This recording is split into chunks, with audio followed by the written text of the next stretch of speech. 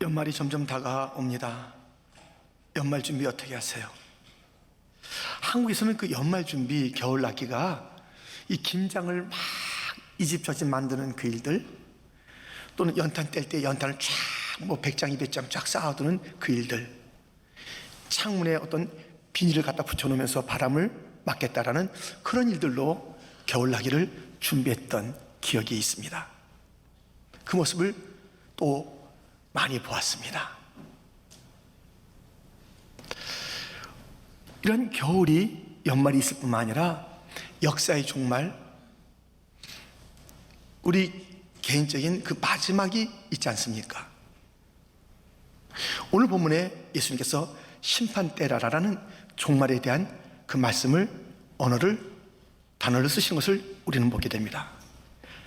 연말도 준비한다면 이 마지막 때의 준비가 어때야 할까요?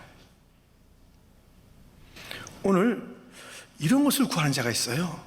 지금 주님의 마음속에는 종말론적인 그러한 그 가르침과 그러한 그 삶을 요청하고 있는 그러한 그 걸음 가운데 이런 것을 구하는 자들이 있습니다. 본문 38절에 그때에 서기관과 바리새인 중 몇 사람이 말하되 선생님이여 우리에게 표적 보여주시기를 원하나이다. 표적을 구해요. 이 무슨 표적이냐면 그때라는 그 시간을 보니 그 앞을 좀 찾아가 보면 어떤 일이 있었는지, 어떤 표적을 구하는지를 알 수 있으니 22절에 있어요. 22절 말씀 우리 한번 같이 읽겠습니다. 그때에 귀신 들려 눈 멀고 말 못하는 사람을 데리고 왔거늘 예수께서 고쳐주심에 그 말 못하는 사람이 말하며 보게 된지라. 지금 이런 표적을 또 보고 싶어 하는 거예요. 얼마나 멋있습니까? 얼마나 놀랐습니까? 말을 못하는 자가, 뭐 보지 못하는 자가, 뭐 듣지 못하는 자가, 그냥 넘어져 있는 자가, 뭐 죽은 자가 막 일어나고 막 말하고 하는 이 놀라운 일들을 표적을 좀 보여주세요, 이렇게 하는 거예요. 근데 우리 주님께서 반응하십니다. 그런 표적을 구하지 말라는 것이에요. 이 마지막 때 그런 표적 갖다가 한 1000개 보고 10,000개를 본들 뭐 하늘나라에 들어갔는데 무슨 영향력을 끼치냐고요. 우리가 뭐 잔뜩 봤어. 그 잔뜩 본 게 놀라운 거야. 그 놀라운 거 가지고 무슨 그 마지막 시대를 갖다 통과할 수 있을 그런 것이 되겠냐 이거예요. 우리 주님께서 마지막 때, 심판 때, 종말의 삶을 살아가는 우리들에게 필요한 것이 그런 표적이 아니다, 이런 것이라고 두 가지를 오늘 일러주고 계십니다. 우리가 이 두 가지를 주의 말씀으로 잘 받아서 주님이 원하시는 마지막 때, 심판 때에 준비할 삶을 우리가 신실하게 준비하도록 하겠습니다. 그 첫째는 회개입니다. 회개. 예수님은 이 마지막 때에 회개가 필요하다 하시면서 요나의 표적, 요나의 이야기를 이렇게 하시는 장면을 보게 됩니다. 요나가 누군가 잘 알잖아요. 니느웨로 가서 복음을 전하라는 주님의 명령을 받고 거꾸로 다시스로 가다가 딱 붙잡혀 오는 거예요. 여러분들, 그 주님이 원하시는 방향과 다른 데로 가면 잡혀옵니다. 주님은 추적합니다. 추적해. 딱 추적해서 잡아오는 거예요. 폭풍을 일으켜서라도 이렇게 잡아오는 거예요. 주님의 의지를 꺾겠어요, 여러분들이? 못 꺾죠. 다 이제 뭐 바다에 던져주고 물고기 뱃속에 들어간 것을 우리가 알잖아요.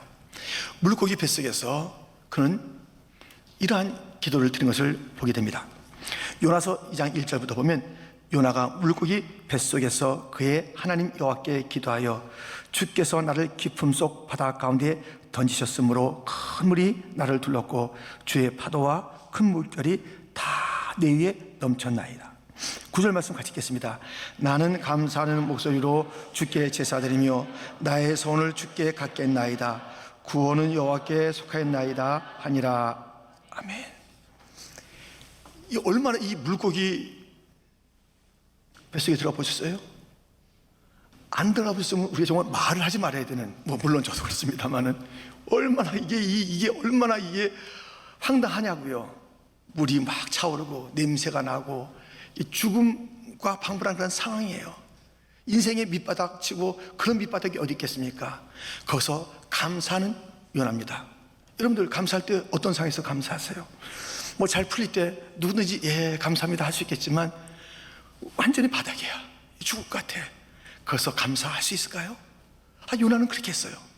그런데요, 그렇게 감사하면서 물고기 뱃속에서 나온 이 요나가 느니웨 성으로 가서 하루 전도하는데 그 성이 다 회개하게 된 것입니다. 그 이야기는 요나서 3장에 있는데 4절부터 보면 요나가 그 성읍에 들어가서 하루 동안 다니며 외쳐 이르되 40일이 지나면 니느웨가 무너지리라 하였더니 니느웨 사람들이 하나님을 믿고 금식을 선포하고 높고 낮은 자를 막론하고 굵은 베옷을 입은지라. 사람이든지 짐승이든지 다 굵은 베옷을 입을 것이요 힘써 하나님께 부르짖을 것이며 각기 악한 길과 손으로 행한 강포에서 떠날 것이라. 지금 니느웨가 돌아오는 거예요. 요나가 딱 한 번 하루 전도했는데 돌아오는 것이에요. 그런데 이 말씀 가운데 회개, 주님께서 오늘 요청하는 그런 회개의 중요한 요소들이 있습니다. 그 첫째는 죄를 슬퍼하는 것이고, 두 번째는 죄를 고백하는 것이고, 세 번째는 죄에서 떠나는 것입니다. 회개는 이 요소를 꼭 포함해야 합니다. 우리 슬픈 일이 지난 엿새 동안에도 뭐 있었습니까? 어떤 친구가 슬퍼할 때 같이 슬퍼해주는 참 아름다운 슬픔의 동력자, 함께 울었던 그 일들 있으실 거예요. 뭐 올해 아니면 최근에 가족 중에 한 분이 이 세상을 떠남으로 막 충격도 되고 너무 슬픈 그런 일도 있을 것입니다. 내가 뭔가 억울해. 그래서 서로 하기도 하고 기가 막히다 탄식도 하는 그런 울음, 서러움, 통곡도 있을 것입니다. 세상에는 그런 슬픔이 많아요. 근데 약간 이런 슬픔도 있어요. 드라마 보고 울어. 드라마 보고 그거 다 짠 건데도 그냥 그거 보고 막 울어. 저 사람 어떻게 되나 막 이렇게 하는 거예요. 그 울고요. 어떤 사람은 강아지 죽으면 울어요.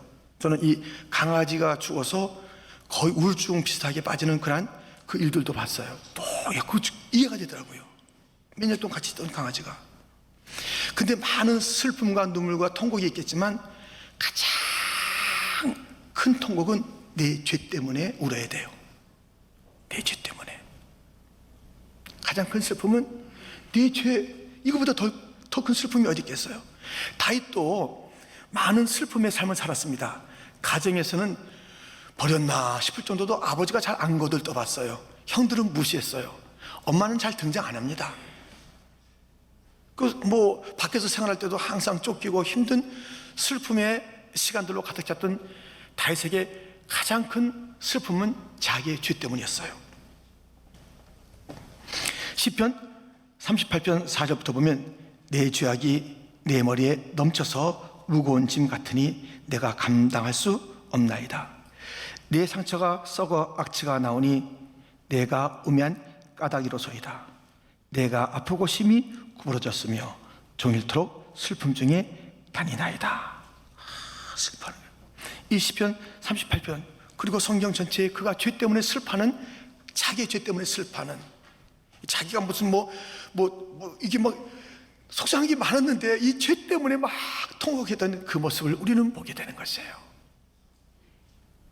진정한 회개는 자기의 죄 때문에 슬퍼하는 것이다. 뿐만 아니라 고백하는 거예요. 쓰레기를 그냥 둘 수 없잖아요. 밖으로 내놔야 되잖아요. 우리가 죄를 갖다 그대로 숨기면 안 돼요. 근데 이게 어디서 냄새가 나지? 하면서 잘 모를 때가 있어요. 자기가 무슨 죄가 있는지 모를 때가 있어요. 그러나 찾아내야 돼. 찾아내야 돼. 어디서 뭔가 악취가 나고 어디서 뭔가 문제가 있는데 내가 도대체 무슨 죄, 자꾸만 목사님 회개하라고 그러는데 그거 참고 하여튼 딱 한 거예요. 생각이 안 나. 고백해야 되는데. 그러나 여러분 보세요. 이 죄가 고백되지 않으면은 주님께서 이렇게 다루시겠다는 것이에요. 시편 50편 21절, 내가 이 일을 행하여도 내가 잠잠하였더니 내가 나를 너와 같은 줄로 생각하였도다.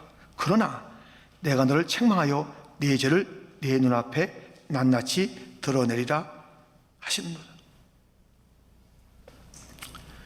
이 죄가 이제 밖으로 고백되지 않으면 뭐 생각도 안 나는데 주님도 생각 안 하시겠지. 뭐 이렇게 대충 지나면 되는 거지. 시간 지났으니까. 내가 지금 가만히 있다고 해서 내가 그냥 가만히 있는 줄 알아? 내가 너처럼 얼렁뚱땅 지나가는 줄 알아? 잊어버린 줄 알아? 너 고백하지 않으면 내가 다 낱낱이 찾아낼 거야. 내 눈앞에 다 펼쳐줄 거라고. 이렇게 말씀하시는 거예요. 그러니 이걸 하여튼 찾아내야 돼. 찾아내야 돼.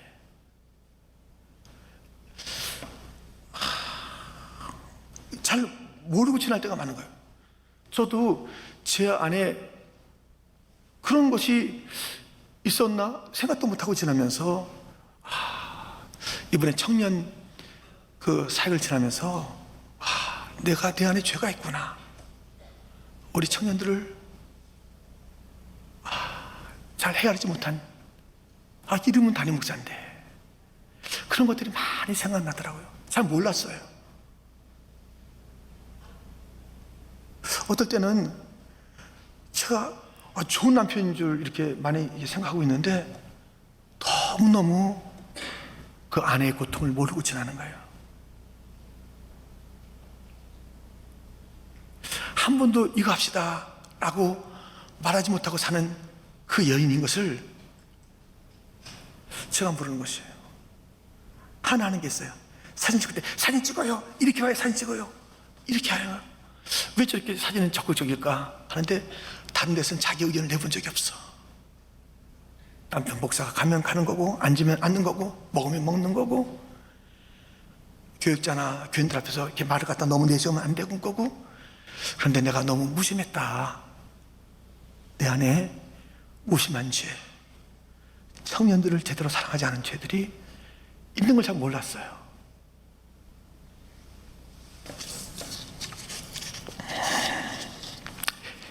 죄는 슬퍼야 되고 고백해야 되고요, 떠나야 되는 거예요. 죄에서 떠나야죠.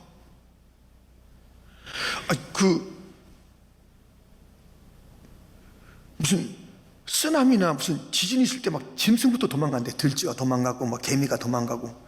우리들은 경고를 너무 많이 받아요. 그 자리에 있지 말라고, 죄의 자리에 있지 말라고, 빨리 떠나라고. 근데 우리는 그냥 가만히 있다가 덜컥덜컥.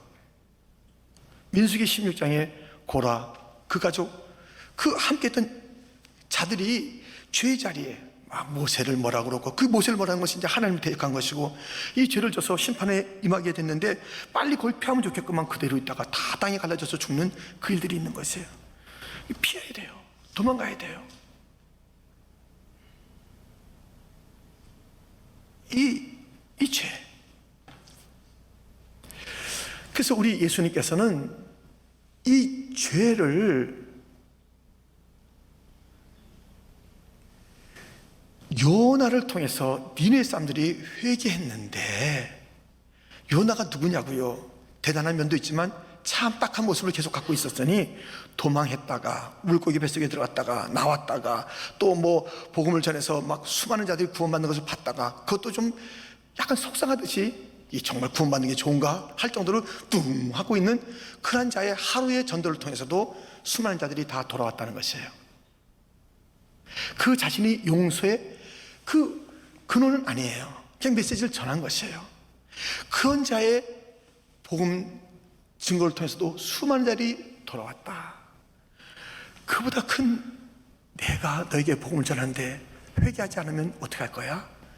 니느웨 사람들이 심판 그날에 너희를 정죄할 것이다. 오늘 본문 40절 41절에 이렇게 되어 있습니다. 요나가 밤낮 사흘 동안 큰 물고기 뱃속에 있었던 것 같이 인자도 밤낮 사흘 동안 땅속에 있으리라. 심판 때에 니느웨 사람들이 일어나 이 세대 사람을 정죄하리니 이는 그들이 요나의 전도를 듣고 회개하였음 이거니와 요나보다 더 큰 이가 여기 있으며. 요나보다 더 큰.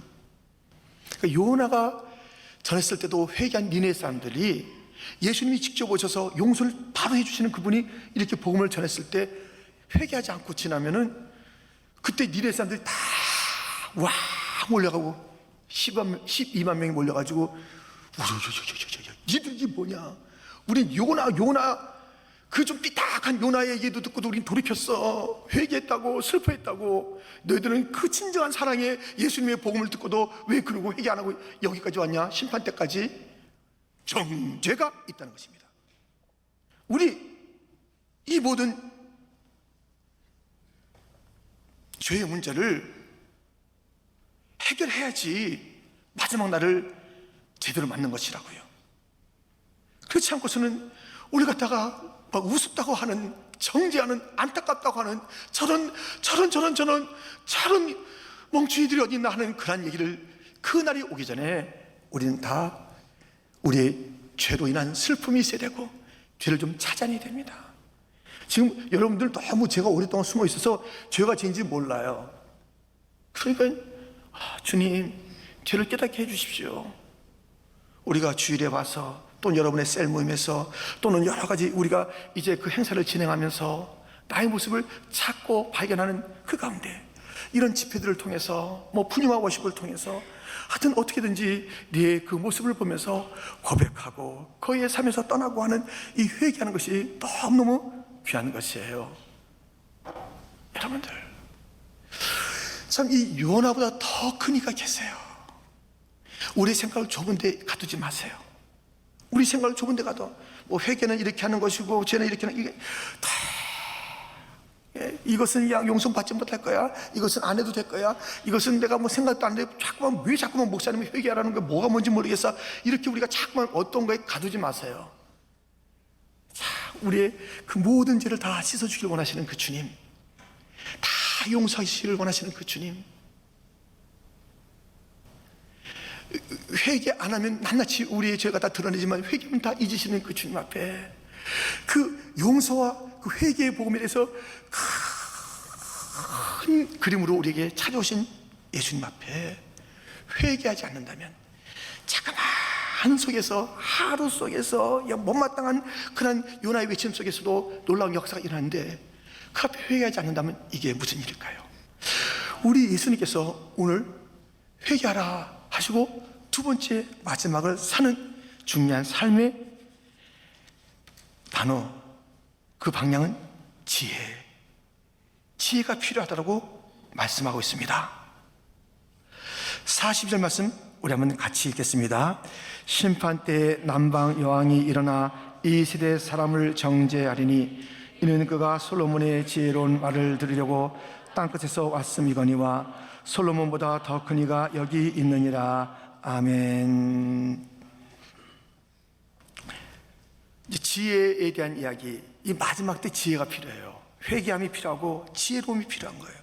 근데 이 지혜라는 이야기를 마지막 때, 심판 때 이 지혜에 대한 이야기를 이제 하시면서 남방의 여왕, 땅끝에서 왔다고 그랬습니다. 스바 여왕으로 그에게 나와 있는 이 여왕의 이야기, 그 쫙 와서 솔로몬의 지혜를 들으려고 왔다는 것이에요. 그 지혜, 그 장면을 직접 보겠습니다. 역대하 9장 1절부터 보면 스바 여왕이 솔로몬의 명성을 듣고 와서 어려운 질문으로 솔로몬을 시험하고자 하여 예루살렘에 이르니 매우 많은 시용들을 거느리고 향품과 많은 금과 보석을 낙타에 실었더라. 그가 솔로몬에게 나와 자기의 마음에 있는 것을 다 말하며 솔로몬이 그가 묻는 말에 다 대답하였으니 솔로몬이 몰라서 대답하지 못하는 것이 없었더라. 왕께 말하되 내가 내 나라에서 당신의 행위와 당신의 지혜에 대하여 들은 소문이 진실하도다. 내가 그 말들을 믿지 아니하였더니 이제 와서 본즉 당신의 지혜가 크다 한 말이 그 절반도 못되니 당신은 내가 들은 소문보다 더하도다. 보세요. 참 이 지혜를 갖다가 그 스바 여왕은요 다 자기 은금도 있고 너무너무 육적으로는 뭐 아쉬운 게 없어요. 땅끝에서 왜 왔냐고요? 지혜를 듣기 위해서 온 거예요. 그래서 어려운 질문을 했지만 다 대답을 듣게 된 거예요. 그래서 막 놀라고 와, 그리고 그 신하들까지 막 축복하는 거예요. 당신들 정말 복됩니다. 이런 왕하고 같이 사니까 얼마나 좋습니까 하면서 막 이렇게 부러했던 그 모습을 주님께서는 기억해 하시면서, 너희들도 지금 이 시대에 그 스바 여왕이 지혜를 얻기 위해서 두 가지 태도를 보였습니다. 하나는 지혜를 갈망하고 또 겸손했어요. 갈망하고 겸손해야 무엇을 얻는 거예요. 어떤 어려움이 있어도 갈망이 있으면 그것을 뛰어넘습니다. 우리가 같이 이제 단기 선교도 나가곤 하잖아요. 저도 단기 선교 가서는 중국에서도 그렇고 키르기스탄, 알마티, 캄보디아에서 그랬는데요. 그때 어떤 사역자 또는 신학생들을 저는 이렇게 교육하는 시간들이 있었어요.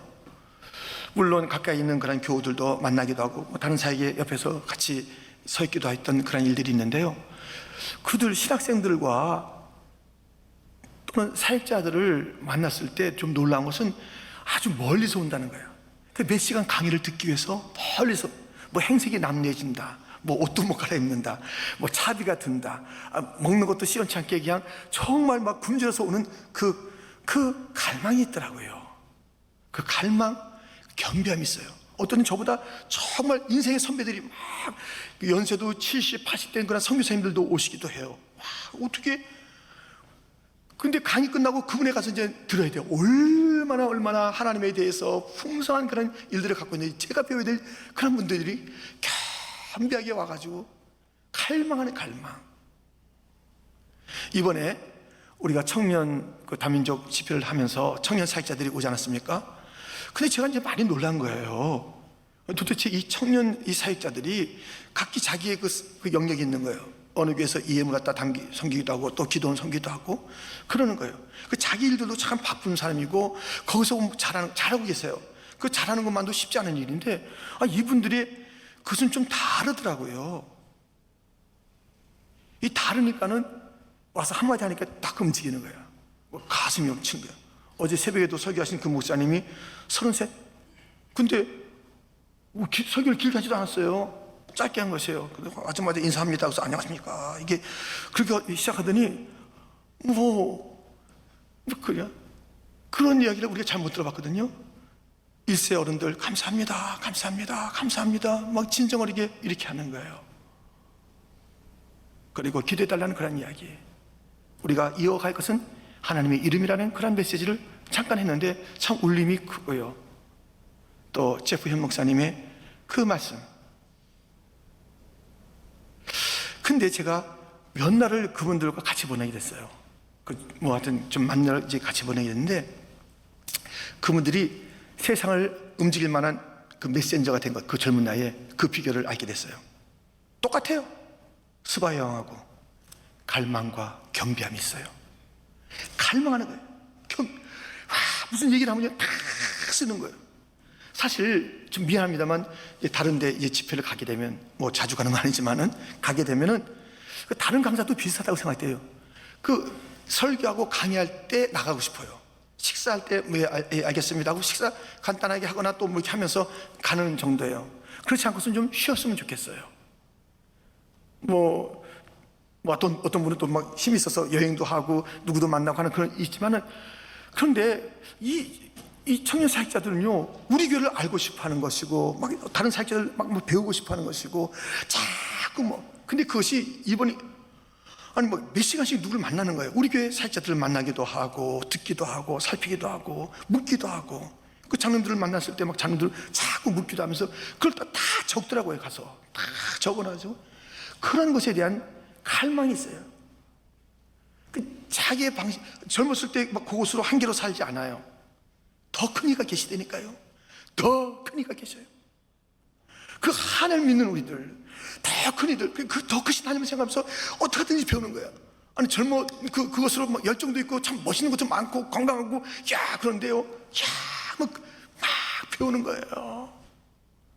또 또 우리들은 그 속에서 배우는 것이고요. 배울 게 많은 청년들이에요.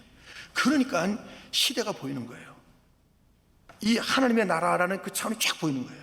이 계승이 보이는 거예요. 열방이 보이는 거예요. 우리 청년들이요, 또 성도들이요, 자기 악간만 하는 그런 인생으로 살지 않으려면은 그냥 회개도 안 해, 지혜를 구하지도 않아. 지혜가 없으면 구하라고 그랬는데 후회 주시고 구시지 않은 그 주님 앞에 구하라고 그랬는데 구하지도 않고 자기의 경험 조그만 거 가지고 젊었으면 이 젊음이 딱 그냥 가더라고요. 젊음이 딱 하면 그냥 10년씩 가는 거예요. 그냥 여러분들 금방이에요, 금방. 그 젊음이라는 것이 그게 참 좋긴 하지만은 그냥 이 젊은 그 자체로 여러분들이 세상을 살 수 있는 건 아니에요. 지혜가 있어요, 지혜가.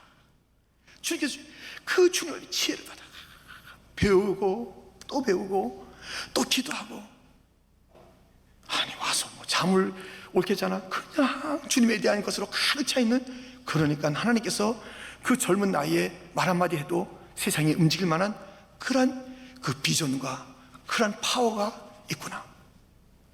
자녀들은 예언할 것이요, 청년들은 화환상을 보고 아비들은 꿈을 꾸리라. 주의 영이 임하면, 주의 영을 갈망하는 자들에게 그런 일이 있는 거예요. 시대가 보이는 거예요. 미래가 보이는 거예요. 세상을 갖다 남다르게 하나님의 시각으로 보며 하나님의 심장으로 보며 그냥 온 게 아니에요. 그냥 부님과 예배 한번 드리고 가는 그게 아니에요.